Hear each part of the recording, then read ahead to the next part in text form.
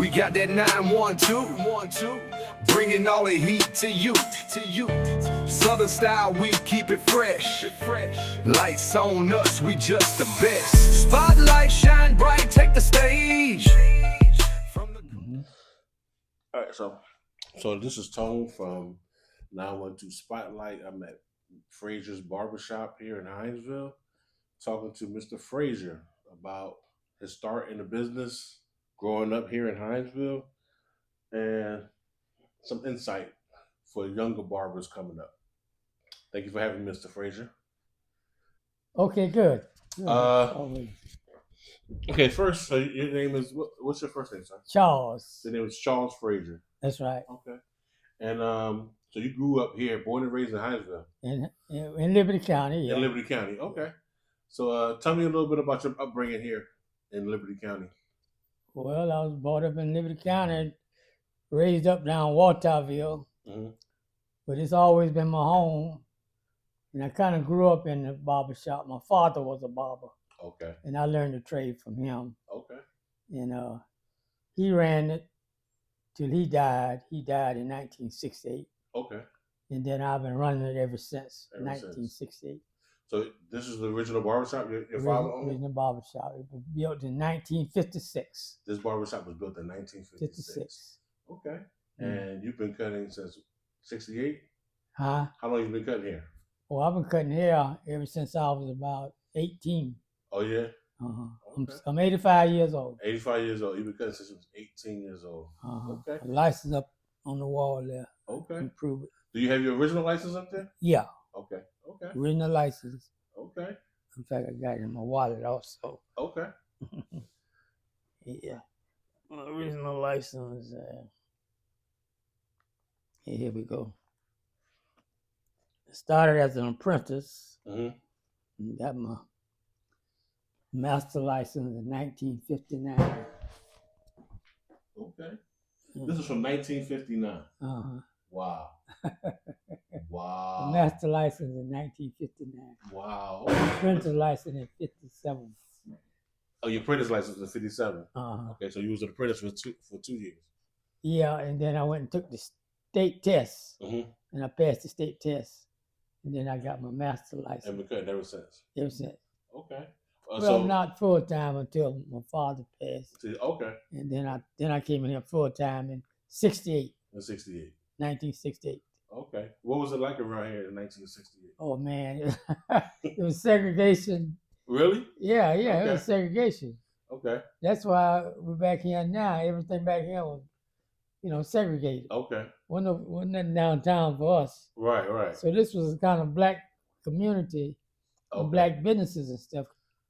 We had a pool room, we had nightclubs, churches. This is where the blacks hung out at. Right. Segregation. You couldn't in this area right here. Yeah. You couldn't go downtown and that. So this was the black business area. Okay. Yeah. So all this right here was a hustling and bustling with black people. Their own businesses. Right. In 1968. 1968. So even before then, though. Yeah, even before that. As long as you can remember. Huh? As long as you can remember. Yeah. Black people had their own businesses here. Oh yeah, in this community, this was a black business community. Okay. See, the whites had this side of town, the blacks had this side of town. Okay. That was during segregation time. Right. You probably don't know. Jim Crow time.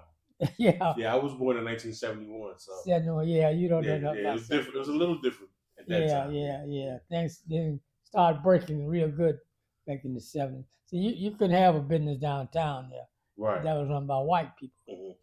You probably could get a sandwich if you go around to the back or something like that. Right. But go in the front doors of those stores, you couldn't do that. The only place you could go was the drugstore. That's it. Get your medicine. Now, if you want to go buy something, you can go in that end, like a hardware store or clothing store, furniture store, or something like that. Okay. But to go in there and socialize and mingle, you couldn't do that. None of that. So was it like, I know it was segregated, but was it like real bad racism? You guys dealing with a lot of racism? Well, it wasn't bad, but everybody knew their place. Okay. Right. We know they had downtown. This was our area back in here. Okay. That's why this shop is back here, because it's just where the blacks was at. Wow. Now, at that time, were there many barbershops in this area? Was this the one? This was about the only one. Oh, really? So your Yeah. dad established this in Yeah, 1958? no, he No. established it in the 40s. In the 40s? Yeah, late 40s. Wow. Uh-huh. Okay. Late 40s. And the building still looks the same from the outside? Has it changed colors over the year? No, it's really pretty much about the same. Really? Since the You 40s? know, I've made some improvement and changed Mm-hmm. things around, but the dimension of the building and the size of the building still the same. Still the same. And you've always had 3 chairs in here? Always had 3 chairs. Really? And your father had 3 chairs in here? Right. Now, how old are these chairs? Are some of these chairs? Oh, these chairs. these chairs about as old as I am. Really? Yeah, really. So did your dad own any of these chairs at all? Yeah. So your dad owned these chairs? Yeah, Wow. I didn't buy them. He bought them. Relics. He bought these chairs. Is it, I've repaired them and stuff. But okay, but these are original chairs that he had. This is history right here. These chairs. Yeah, these only chairs here. You probably won't find these kind of chairs. No, now. you won't find these chairs. And that's why something similar, but not as sturdy as those chairs. Yeah, that's why I never got rid of them. Okay. The original. And you see that cooking machine? Yes, sir. It was when things were a nickel. You see the nickel on there. In there. Yeah, it'll still work, Uh-huh. but you can't find no products for a nickel. To put it in them. And Right. that drink box is old when it was 50 cents.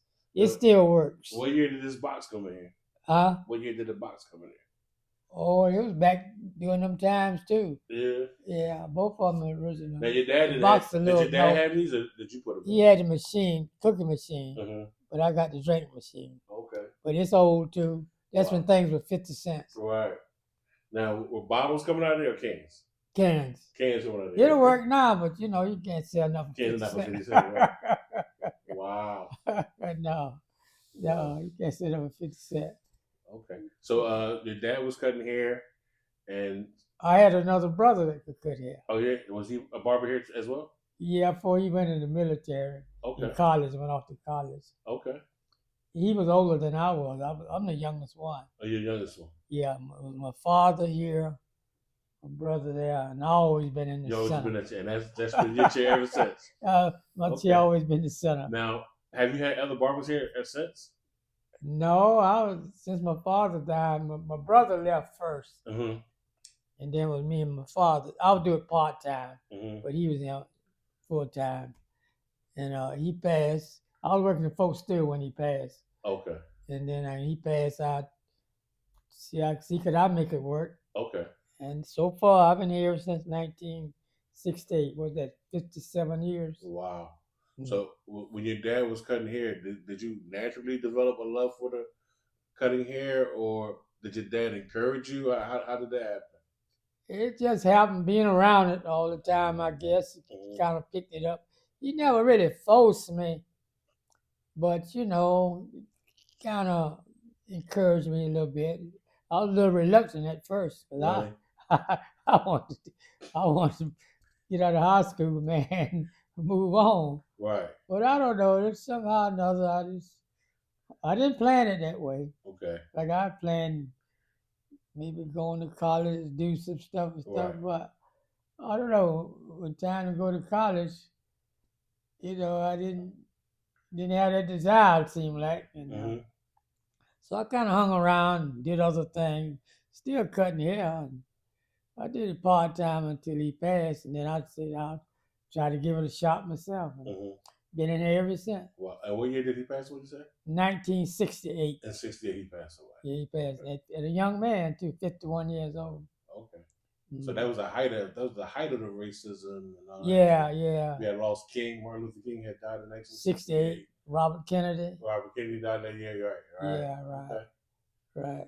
Okay. So how was the climate after that? When that happened, was it like in a lot of the major cities? There were riots and a lot of tension. Right. Was anything similar going on here after that happened? Wasn't no rioting or nothing. Hinesville ain't been too bad. I guess on account of folks still. Okay. It never had a real bad, but it was still segregated. Now. Right. You still know it was racism. Right. Went to separate schools.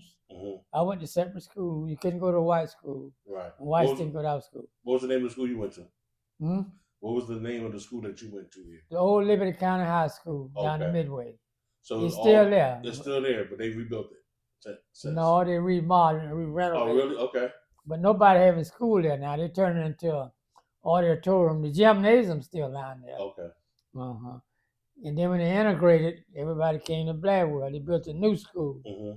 And now everybody came to schools up here. Right. Hinesville. All these schools up in the Hinesville area now. Okay, so most people were going to Midway to go to school. Yeah. Time. Even the white people. No, white people, they would bus them from down on that end to Bradwell. Okay. And people up this end, they would bus the blacks down to Midway. Okay. Old Liberty High School. Okay. Right. Okay. Right. Wow. So you started cutting hair here when your father passed away. What would you say was the best years here in the barbershop? Oh, for me, it was during that time when I was the only shop in town. Well, that was about 68. I'd say in the 70s was the best year for me. Okay. There was a lot of hustle and bustle going on. Was there still a lot of black-owned businesses here in this area? Yeah, it was still, you had the nightclub, the churches, pool room, little confectionery store and stuff. And that's where the blacks hung out. Okay. Yeah, even the military, they hung out around the club. Right around here? Now, where was the club at? Right down there. Right down here? There was one on the other street over there by the church. Okay. Now, there's a building right here with a cross on it. What was that building? The white place down there. It's like a pink building right here. Pink right here building. on the corner, right across the street. Oh no, that was somebody lived there. Somebody lived there. Yeah. Okay. Were there more homes, or this is? Yeah, it was a lot of homes. A lot of people lived in here. Okay. Not now, but used to be a lot of people live around in here. Really? This really was a kind of, back then there wasn't no residential and business and stuff. Right. Like it is now. You got to be in a business district and Right. housing district. Okay. But everything was segregated and just everything mixed in together. Okay, now in the '60s, were you doing perms? Were a lot of men coming here getting perms back then? As they called it. Well, yeah, we could do that too. You were doing that? Yeah, but most of the haircutting though. Okay, and in the '70s, you had to do a lot of afros.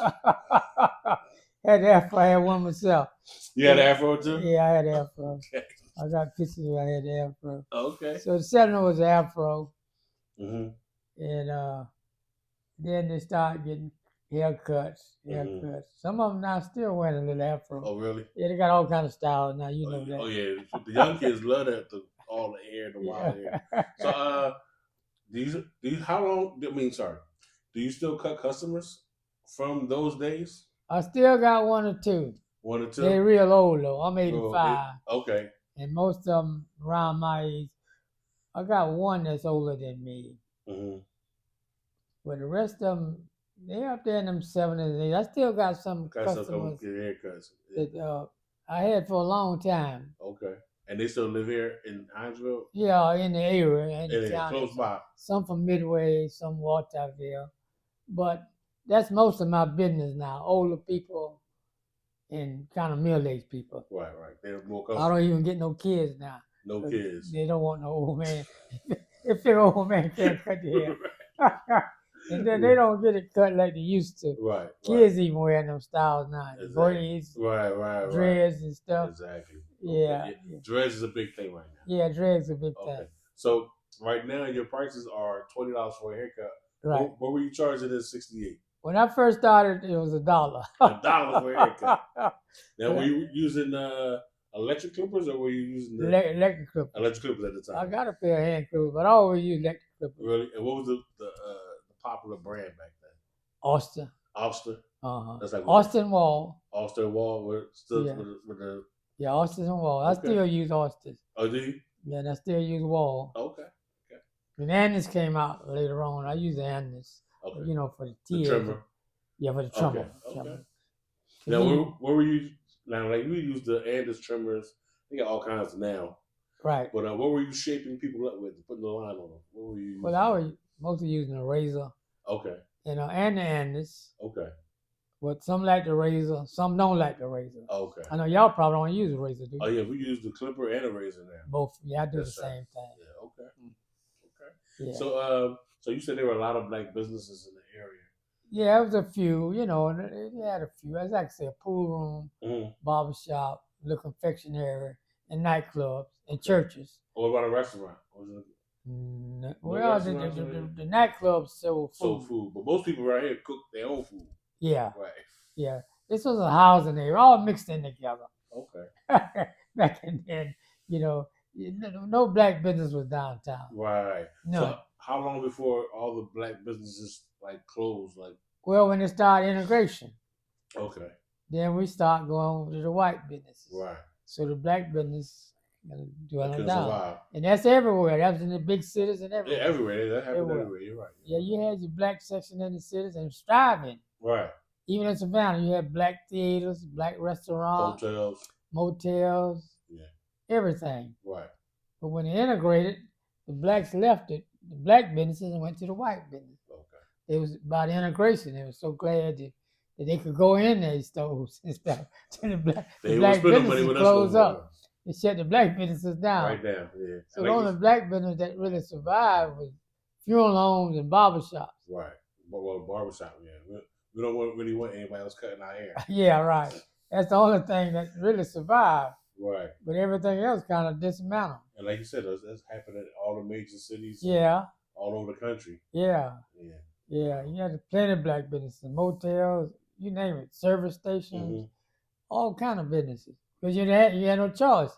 You couldn't go to the whites. Exactly. But soon as integration came, it's fighting to get integration. And that even closed up your black schools. You know, you had your black principals and teachers. Right, exactly. So when they integrated, they closed up the black schools. Everybody go to the white schools. Yeah. Wow. Yeah, we went to all black schools, no white schools. They fully integrated here in 1972. In 72? Yeah, when they built the new school, Bradwell over there. Okay. So after that, so from 72 to what year was it before most of those other businesses closed down, you think? Pretty much around that same time. That's when they start dwindling down in the 70s. And that's when things start slowing down with black businesses. Okay.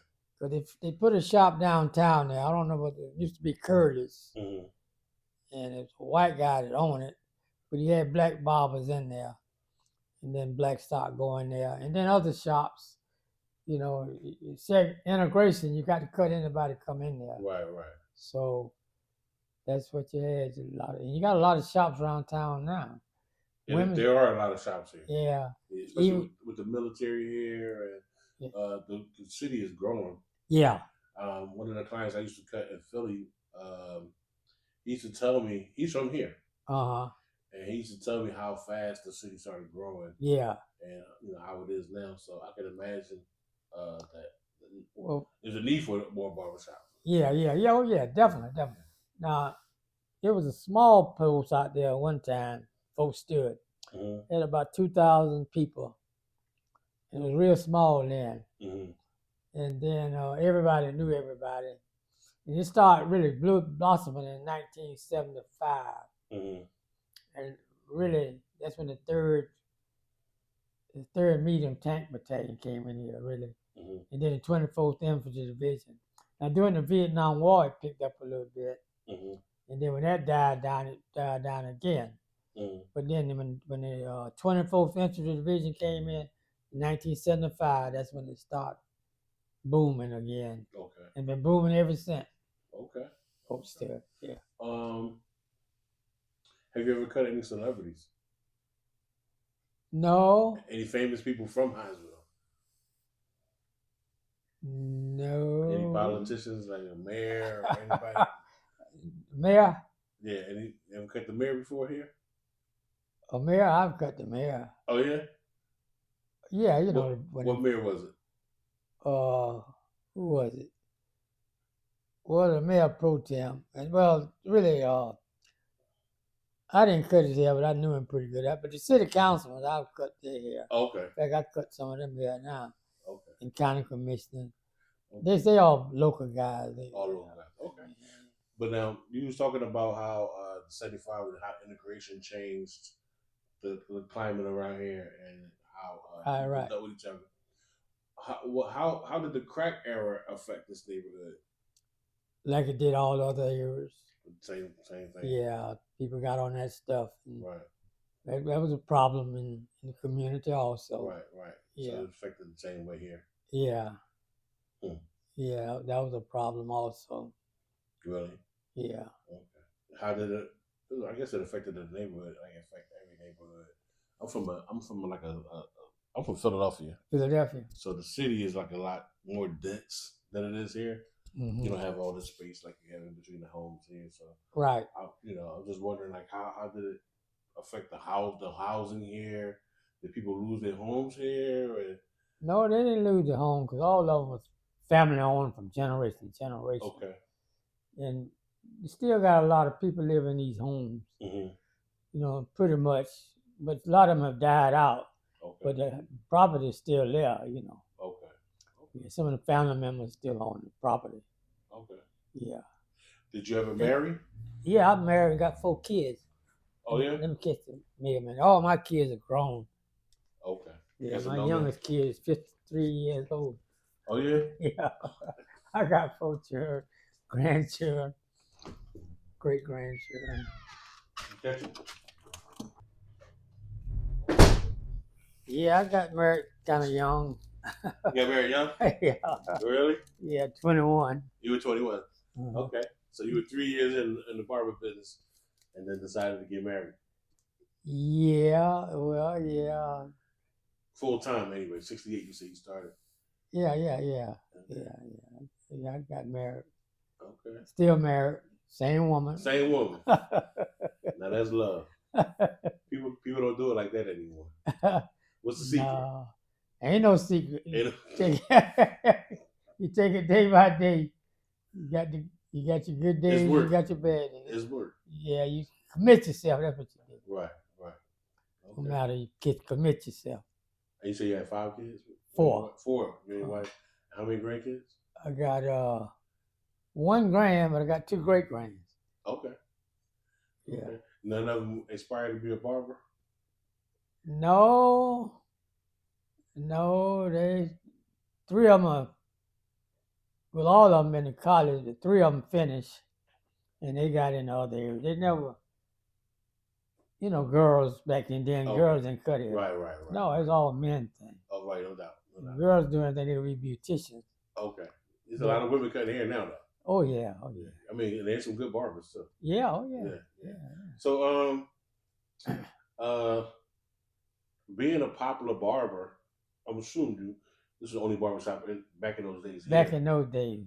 Being a popular, did it affect your relationship at all, or was it a problem? Were you working a lot and not coming home on time, or how did that work? Yeah, you put in long hours back then. Right. It ain't like it is now. See, y'all close up about 4 o'clock on Saturday. No, I work all the time. See, like I said, I've been cutting hair almost 30 years now. So, and I was a popular barber where I was from, and I've become popular here as well. So I'm busy all the time. Yesterday, I worked from 8 o'clock to 7 in the evening. Every day? On a Sunday. No, just Sunday. Not every day. Oh, Sundays from 8 to 7? Yesterday, Yesterday, I worked from 8 to 7. It's not always like that, but I was just very busy yesterday. Yeah, well, you know how Bob is. Sometimes it's busy, sometimes it be like the weather. Yeah. Good, it can be bad. That's it. So you have to endure with it. Exactly. But you where a lot of traffic at. Yeah, there's a lot of traffic over there. Yeah, so that's good. Now they have the apps for the phone where people can go on the app and find a barber. Right. They can see your work, and then they can come see you if they make an appointment. Right. So I work mostly by appointment. Yeah. Right now, but I'll take some walk-ins if I'm not busy. You work by yourself or what? Well, there's about 8 barbers where I'm at. Yeah. But it's a lot of traffic though. It's not a lot of traffic, but there's a fish store right next door. The mayor, his business is next door to us. The Mr. mayor, Riles. with the tax thing. With the tax thing, yeah. So his dad had a business there. Yeah. And there's a Family Dollar across the street. So we're visible and people can see us when they come by. Right, you're right side of the road. Yeah. You're right. So we're right on the side of the road. So I guess there's a lot of traffic, but not a lot of foot traffic. Not a lot of foot traffic. Not a lot of foot traffic, but people come that way. And there's a barbershop right around from us. Yeah. Good brother, his name is Drew. He cut hair around there. He's been there for a while. So. Okay. Yeah, but we're doing pretty good. Yeah, y'all out with the traffic there. Yes, sir. See, now that's one problem about back here. There's not a lot of traffic back here. Right. And a lot of people, they don't have no reason to come back here. Right. So they won't see you. They don't see me. But Right. the older people know I'm They here. know you here. Right. Yeah, so the older people. And that's what keeps me going. Right. You know, older people that been around a while, they know I'm here. But new people coming in, they might, they don't even know I'm back here. I didn't know you were back here. I forgot why we were back here. Conrad and I were back here, and we stopped in here. I think we did. We might have took some pictures or something. I can't remember, but how long ago that's been? This probably like 4 years ago, maybe. Yeah. 3 or 4 years ago, we came in here. Yeah, it seemed like I remember somebody taking a picture. Mm-hmm. We came here for a couple of minutes to talk to you. Yeah. About the shop or whatever. But the only other time I came back here until I came to see you to do this interview was a friend of mine's. His name was Brandon. They call him Big Baby. He had a funeral right here, and I parked over here in this lot over here. So I remember that it was here, but since I'm doing this interview, I just wanted to come by here. Talk to you about the history around here. So how were the 80s and the 90s besides the crack? After that, it still was pretty good. Yeah. Until Desert Storm, and then when Desert Storm came, all the deployments. Yeah, and then when some of them came back from Desert Storm, they got shipped out in different ways. I used to have a good military client one time, but as time move on and new people coming in, they'll find y'all before they find me. Right. Yeah, and then you got some downtown. You got shops everywhere now. Ain't no problem about getting a haircut. No problem at all. No problem at all. But I've been back here so long, I don't want to relocate. No. Why would you? No. But see, now, like y'all got more overhead too, right? Y'all rent pretty high? I pay about between $800 and $1,000 a month. Ain't bad. For just booth rent. Oh, just for the booth? Just for my booth. Oh, just for your booth. Yeah. Now, they had suites around here that cost about $1,000, $1,300. People are paying. I'm not sure what other people. I guess if you pay a percentage somewhere, you might pay more than that if you're a very busy barber. Yeah. You know what I'm saying? So. Yeah. So you've been cutting hair for 57 years? Since 68. That's 57 years. Yeah. Okay. So how do you keep your body? Because it's taxing when you're busy. Yeah, but I'm not that busy. I mean, you were at one time. Were you when I was a younger man. Right. Yeah, it was a bit tiresome now, a steady flow of people. Mm-hmm. Yeah, but, it ain't like I'm just busy all the time. You can get more rest now. And most of the time, most of my business is a weekend. Okay. People going to church or used to be going to the clubs, but they don't go to clubs that much now. Right. So, but that's most of my business. And then I'm kind of semi-retired now, more or less. You feel like you ready to retire? Huh? You feel like you're ready to retire? No, I'm not. I just take it as it comes. As long as I'm able to do it, I'm doing it. I'm 85, so, and like I say, I ain't busy. Right. But, every now and then you get a little busy. But you know how the barber business is. No doubt. Would you say have you loved it? Is this something I got a love for it. Really? Yeah. That helps. Huh? That helps. Yeah, that helps too. Yeah, Confucius said that if you find a job that you love, you'll never work a day in your life. Yeah, right. I love it too. Yeah, I love it too. I don't see me stopping anytime soon. I know my feet is telling me I need to lose some weight. Yeah. So you was cutting hair in Philly? Yes, sir. You started in Philly? Yes, sir. Yeah. My story is crazy. My wife, she bought me a pair of clippers, and she told me I should start cutting hair. I was working in.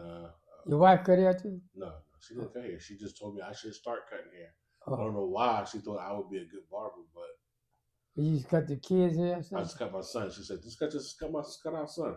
Uh-huh. And I started cutting him, and people started coming to me to get haircuts. And I had lost my job. I went to a barbershop to get a haircut, and one of the chairs was open. I asked the gentleman how much did he want for his chair, and he told me $35 a week. This was in 1997. And I've been cutting hair ever since. You went to school for it? No, sir. How'd you get your license? Through apprentice? Apprentice, yes, sir.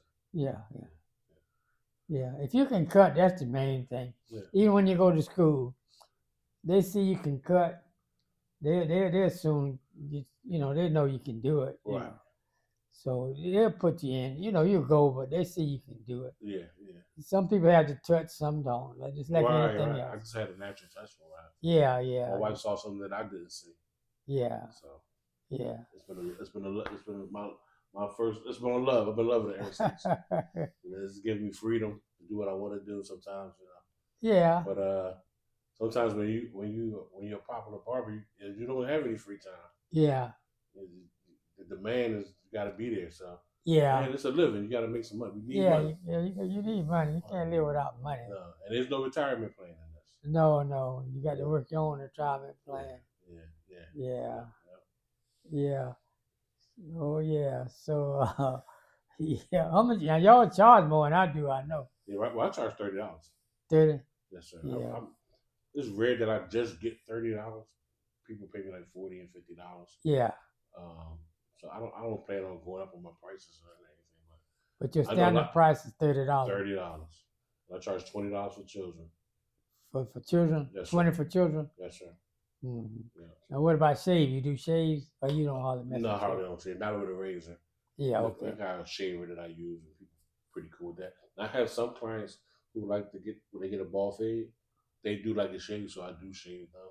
But I don't have anybody that wants a razor on their face. Okay. Yeah, but that's kind of like a lost art too. Yeah, really, because a lot of people wearing beards now. Yeah. They might line it up. Yeah, that's it. But, get a razor on the line, but yeah, and I use a razor on the line all the time. Yeah. In the front, and you know, right. I want a razor back here too, but it's rare that not even the other barbers around me. They don't really use a razor either. No, and then a lot of people bump the razor too. Yeah, they get bumped on your back. Yeah, so. yeah. That's in the olden days. In my days, they didn't have the trimmers when I started. Really? They didn't get the trimmers until what? Probably in the 70s or 80s when they come out with the trimmer. And the trimmer. Yeah, because everything was razor then. Right. But people used to get it over the ear and stuff like that. But now a lot of them don't even get it over the ear. Right. When I was a kid, there was a barber shop, and the gentleman, he would cut your hair and he would razor everything, even over your ear. Yeah. And like I said, that's a lost art. I've never put a razor over anybody's ear ever. Nobody get that now. Nobody does that now. No. Not that I've seen. No, unless it's the older people, but they don't do that no more now. Yeah. But the fade, you right. Most of them get a skin fade. Yeah. So it's not really much to do with it. Yeah. The razor kind of lost art, pretty much. Right. You know. Like you said, the shaves, y'all don't do them shave. And when I used to shave, it was 50 cents back then. Right. Yeah, how much charge now? 10? 10, yeah. So now it's, But that's clean shaving. Okay. Older people. No, nobody hardly get a shave. Younger people don't get no shave. No. They got older the beard people, like you got. Yeah, I got a beard, yeah. The only people I shave is about 4 or 5 people, and they're older people. Okay. You know. And when you give them the hot towel, so you got the cup back there for the... Yeah. Okay. So you don't use any the spray.